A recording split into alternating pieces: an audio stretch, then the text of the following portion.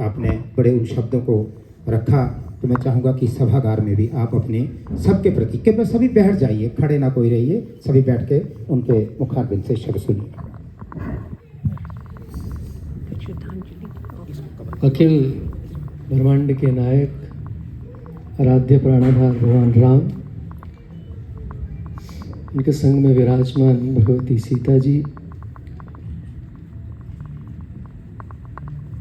परम श्रद्धेय गुरुदेव जी, मेरे बड़े भाई हरीश जी, सनातन धर्म सभा के जितने भी सदस्य हैं तथा उपस्थित श्रोता समाज।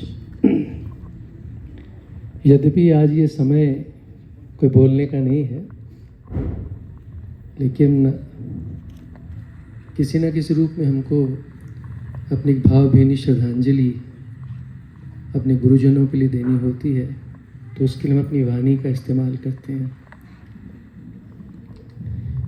महाराज श्री से मेरा प्रथम बार जो मुझे आशीर्वाद मिला था इसी सभागार में मिला था। सन 98 की बात है, यहाँ पर उनका सत्संग था, तो उसके कुछ ही समय के बाद संजौली में भागवत जी की कथा होनी थी। तो मैं इस विचार से आया था कि यहाँ पर सारी संगत है और उनको हम यहाँ के माध्यम से सबको बताएंगे कि संजौली में भागवत की कथा होने जा रही है। तो मुझे याद है बहुत रश था, तो मैं यहाँ के मध्य में बैठा था, तो यहाँ पे जो मंच का संचालन कर रहे थे उनसे शायद एक दो बार मेरे बड़े भाई साहब सतीश जी बैठे हैं और भी थे, उन्होंने आग्रह किया कि मुझे 2 मिनट बोलने का समय दिया जाए। तो शायद किसी कारणवश वो नहीं हो पा रहा था, पर शायद वो महाराज जी की नज़र मुझ पर पड़ गई कि ये बालक कुछ बोलना चाहता है। तो उन्होंने मुझे भी याद है पूरी सभा में मुझे ने उठाया था और मुझे कहा क्या बात है। तो मैंने उनसे कहा महाराज जी मैं ऐसे ऐसे कथा का एक है, तो मैं उसका कुछ यहाँ बोलना चाहता हूँ। बोला उन्हें भाई माइक इनको दो। तो मेरी प्रथम महाराज जी से मुलाकात हुई थी, जबकि मेरा क्षेत्र वही है, मेरा गांव भी ऊना में है, पर मेरी मुलाकात पहले उनसे कभी हुई नहीं थी। पर शायद वो इतना सुंदर मुझे आशीर्वाद उनका मिला कि वो मेरे जीवन में निरंतर प्रेम भी बरसता रहा और उनसे मुझे बहुत निजी रूप में भी आशीर्वाद मिलता रहा।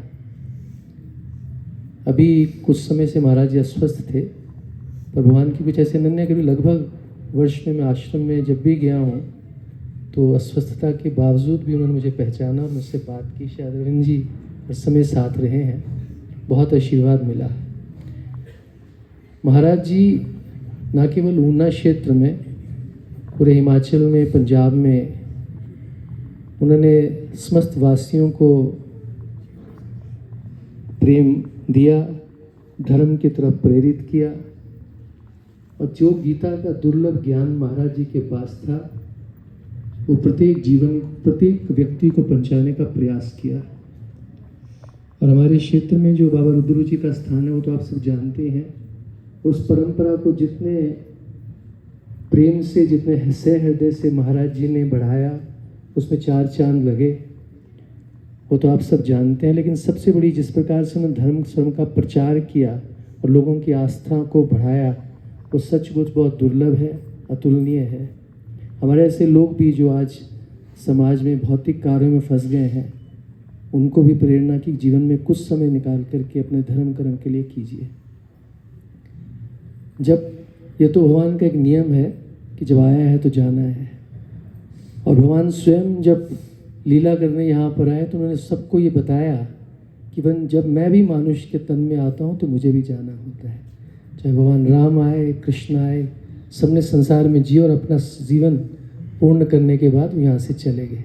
कभी कभी ये विचार आता है कि जो सदगुरु हमें जीवन में प्रेरणा देते हैं,